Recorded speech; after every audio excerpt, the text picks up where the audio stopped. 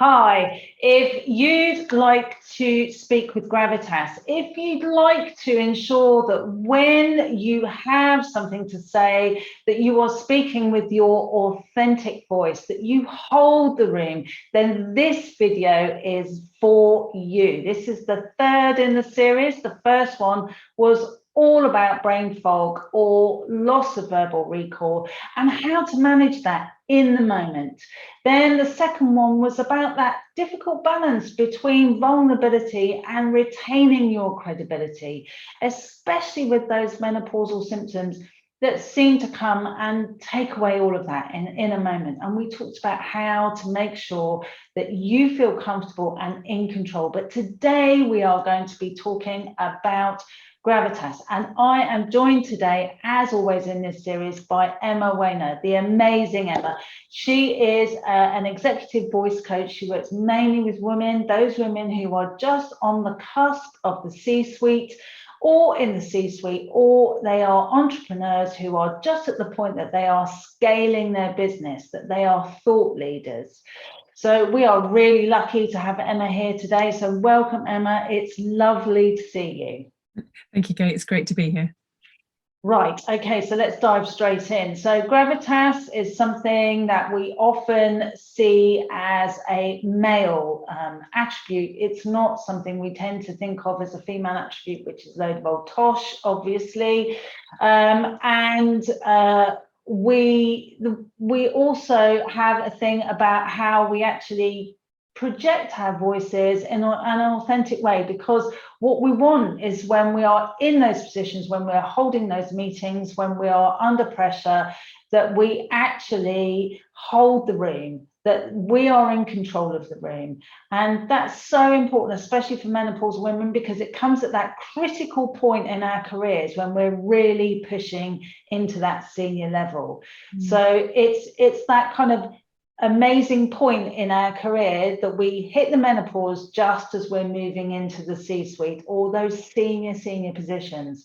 Yeah. So Emma, I'm sure you've got lots to say about gravitas. Absolutely. I mean, gravitas is something that I would say is one of the things that people come requesting the most. I need to develop gravitas. I want more gravitas in my job. I'm more client facing. I'm going onto a global stage. I need more gravitas. So people know that it's something that they want. What they talk about a bit less, and what you mentioned, was actually the authentic voice. And that's a really key part of gravitas. So I try to explain to people that your authentic voice, and we all have one, is the point where your psychology, your mindset, lines up with your physiology, so what your body is doing. And it's at that point there's this lovely kind of crossover, and the point where your psychology and your physiology meet, your mindset and your body meet, that's where you find your authentic voice. And I tell people that your authentic voice is the point where you as the speaker feel really comfortable, and that allows your audience to feel really comfortable. So everybody's relaxed. And the upside, the big upside of that is that everybody's then focused on the message. You're focused on delivering the message to the audience, and you've got some awareness of what the audience are doing, whether that's a team meeting, whether you're talking to one other person, or you've got 1,000 people in the audience. You are aware of how your message is landing, and your audience are focused on the message. They're listening to the content. They're not thinking, oh, Emma's looking a bit uncomfortable today, or, she's not really finding her words today, or they're not focused on any of those things. They're focused on the content, because generally that's what's going to push them forward into action, as well as the way that you deliver it. Those are the two things that are going to push them forward. So to develop gravitas, you really need to find your authentic voice. And a lot of that work is about developing a positive relationship with your voice, because not everybody has a positive relationship with their voice. No. Yeah, having done lots of videos, I can honestly say you think, oh, do I really sound like that? Yeah, you do. And the reason people do that, the reason people say, oh, I don't sound like that, is because actually you don't hear your voice through air conduction. You hear your own voice through bone conduction, so through your jaw, through the mask of your face, through the bones in your ears. So your voice sounds richer and has nicer vibrations than when you listen to it through the air, which is what you do when you hear a video back or listen to a voicemail or whatever, and you go, and everybody goes, oh, you know, there's yeah, so there's lots of sort of physiological reasons why we don't like the sound of our voice. But many people have been told that they are too shrill, that they speak too quickly, that they don't pause enough. They'll be given all these things to beat themselves up about. So I would always say, too shrill for what? Too high for what? Too fast for what?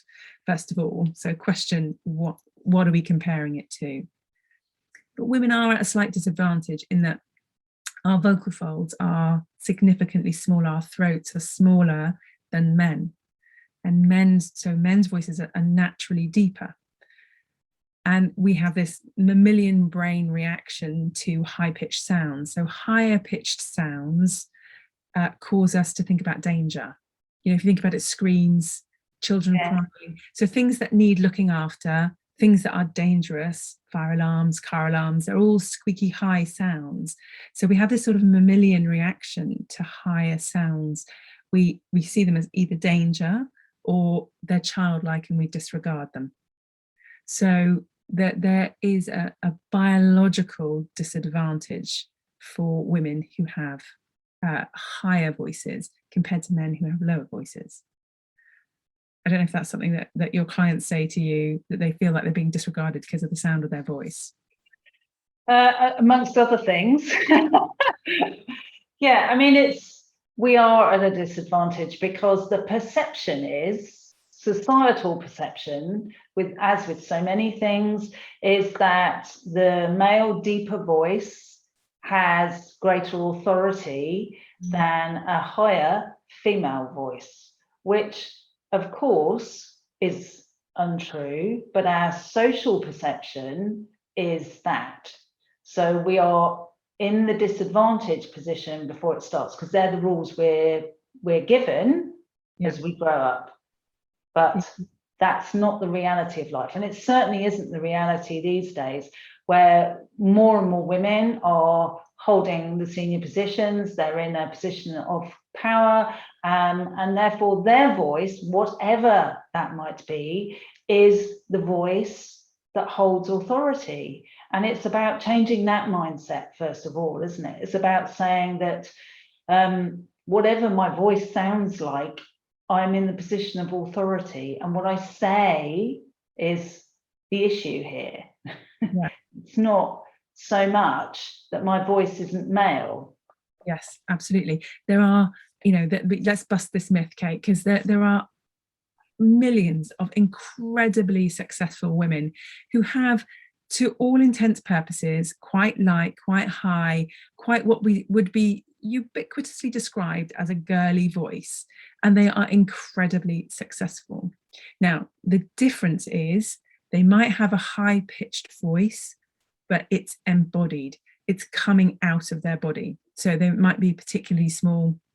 They're going to have a high-pitched voice. They can't physically have anything else. Their body doesn't allow them. So I'm going to try and demonstrate the difference between an embodied and a disembodied voice. So I'll try and keep the picture the same. So if I have, so now my voice is disembodied. I'm just talking out of my head. So my voice is no longer coming out of my body. So it sounds a little bit thinner. It sounds a little bit higher. It just doesn't have quite as much clout to it. So now I'm just going to relax and allow my voice to come out of my body. So technically what's happening, so before I had lots of oral resonance. So there was lots of vibrations going on in my mouth. And so the voice was coming out here, and it makes it sound like the voice is coming out of the head. Now I've relaxed and I've let my voice drop down in my body. I've got more chest resonance. So there's more deeper vibrations. Actually, it's got nothing to do with your chest. It's that the throat's relaxed. And so my voice is vibrating in my throat. And so it sounds deeper, it sounds richer, and it sounds like I've got more authority. But the actual pitch of my voice hasn't changed. It's just that I've allowed it to be in my body. So I've dropped that little bit of tension that forced the sound of my voice to come out of my head and allowed it to drop back into my body. So I now sound more competent, but I'm no more competent than I am now than I was 10 seconds ago. I know as much as I did then as I do now, but I sound more like I'm in control. So you can have a high-pitched voice as long as it's coming out of your body, as long as it's really resonating through your body. I mean, Margaret Heffernan, amazing. She's the owner and creator. She's a multiple entrepreneur. She created and sold FitFlop. She's worth wow, a fortune. And this is like one of many, many, many businesses she's had. And she has a very high voice. But you listen to her talk, she speaks with such passion and such drive and such control over her content, you wouldn't disregard her. And she has built that credibility through all the businesses she's built as well. Yeah, I think, I mean, just that one example that you gave there, where you were just speaking through your head and then you dropped it into your body, the change in the sound, the authority, and in my response to the sound and the authority was marked. I mean, my response, I could feel myself settle down when you dropped your voice down. It almost, my energy resonated with your energy. And I think that is an important point. And I think that we need to start to think about how to drop that so we're actually attaching into ourselves, into our center, into our power, if you like. And I would call it that. You are attaching to your own power inside of you, rather than just the stress points up here, which are going, oh my God, oh my God, oh my God. Yeah. You're exactly right. I mean, you're talking about energy. So gravitas is named after gravity. We want energy to be connected to the earth.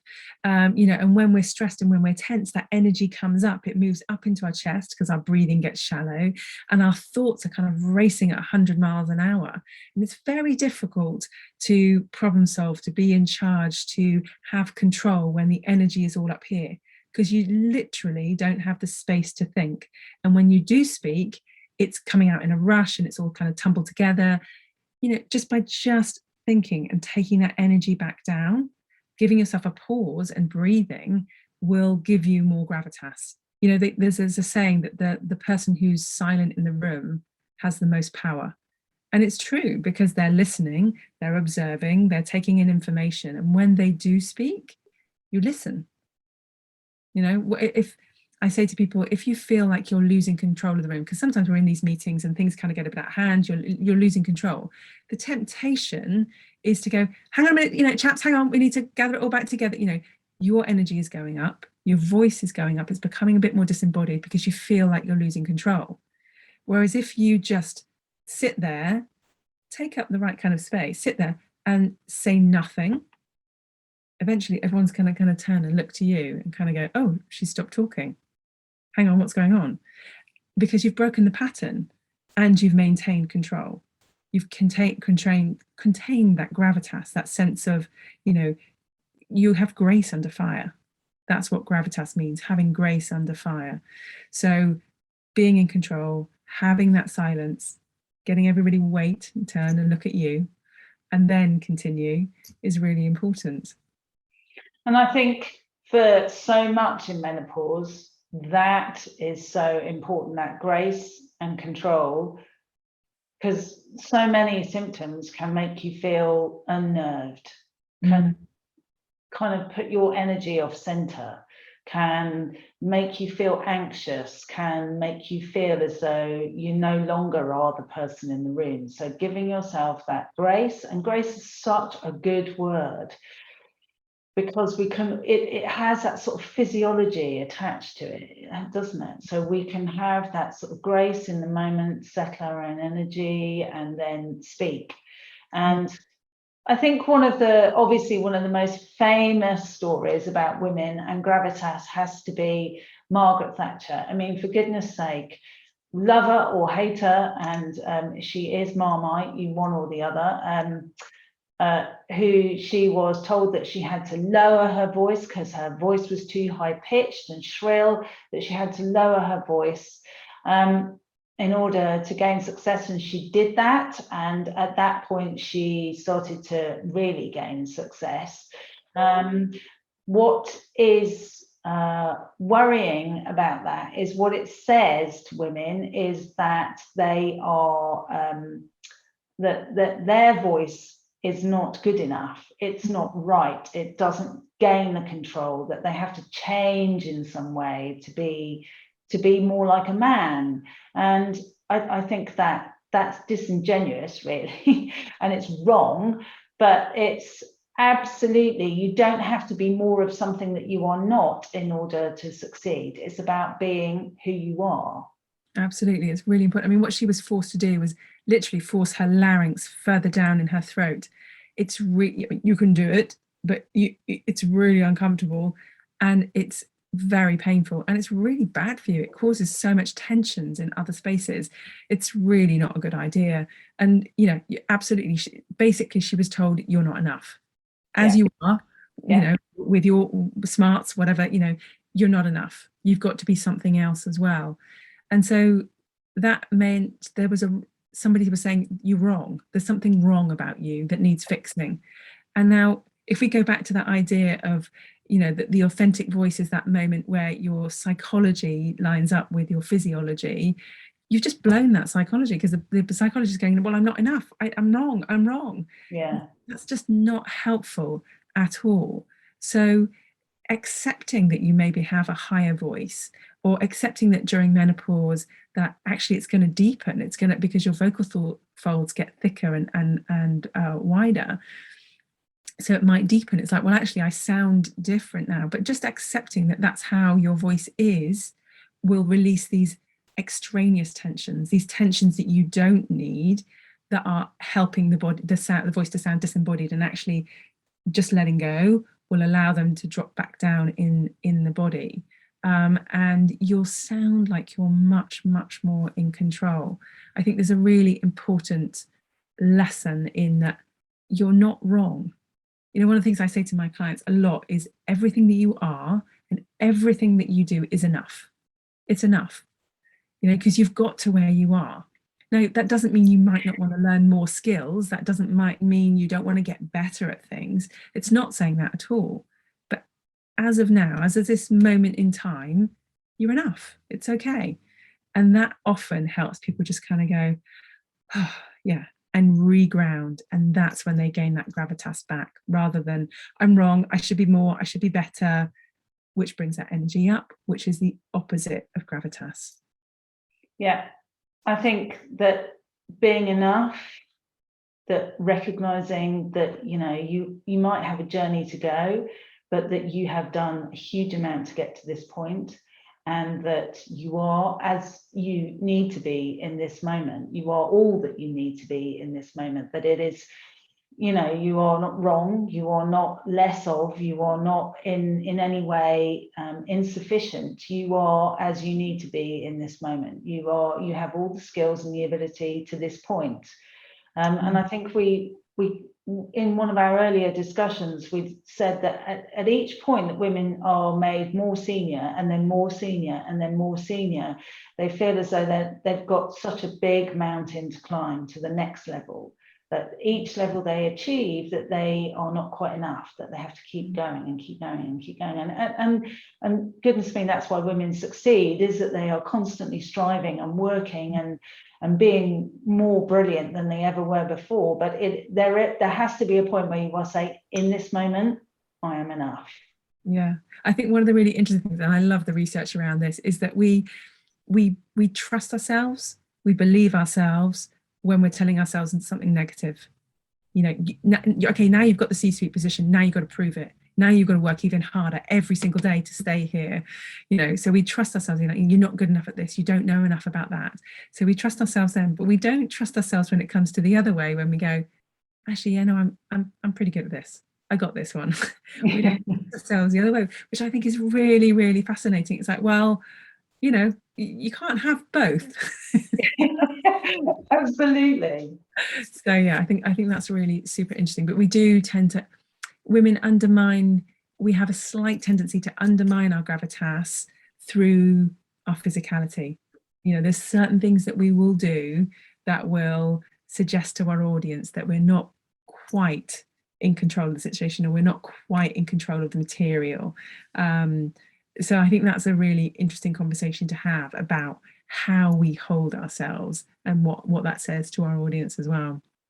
I could say to people, like, listen, I'm going to tell you all the things that Michelle Obama does with her body. I'm going to show you how she uses her voice. I'm going to show you all her physicality. That's how you have gravitas.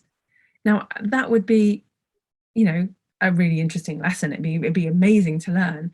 But unless you have the mindset that goes along with it, it's an absolutely pointless. You know, you might retain one or two things, but it's like layering, makeup on the top. It's not real. It's not you.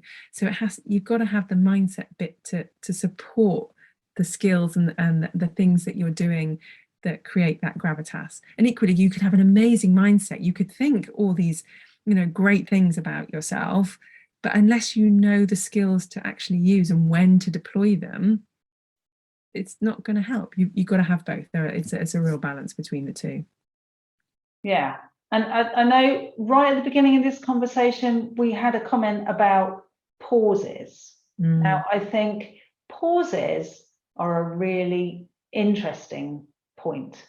They are something that we don't think about, but they are incredibly powerful. As women, we kind of need to fill the space. So many women I know can't deal with the silence in that moment.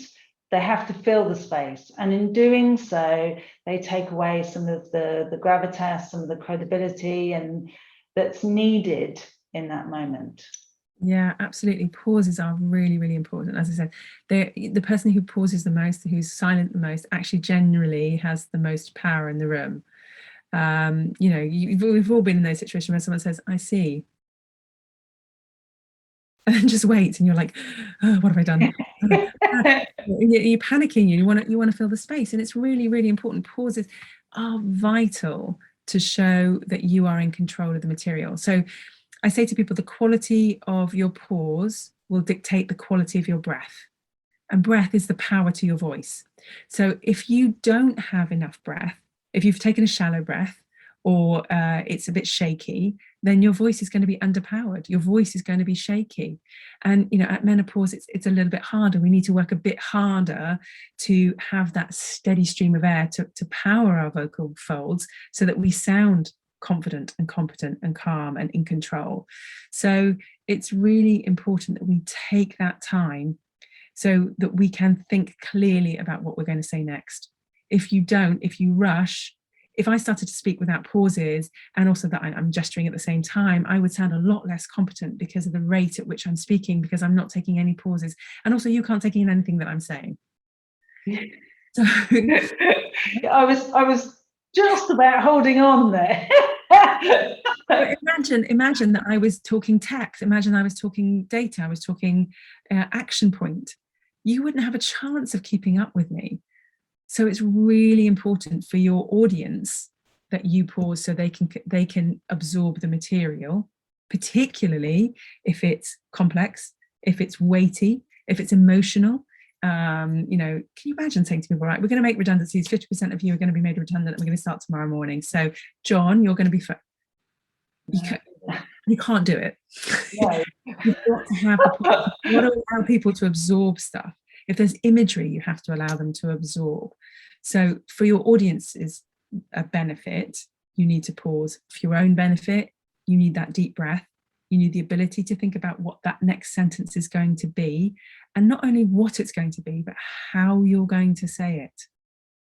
Because that makes a big difference. Not just what you say, but how you say it, the emphasis, the pause, the gesture that might need to go with it, the energy that needs to follow it, the intention behind it. You have to have time to think about all those things yourself as well. So pausing is absolutely vital. I've never heard an audience ever say, well, she paused too long. Have you? If only she could move along a lot more quickly, we would all be happier. Yeah.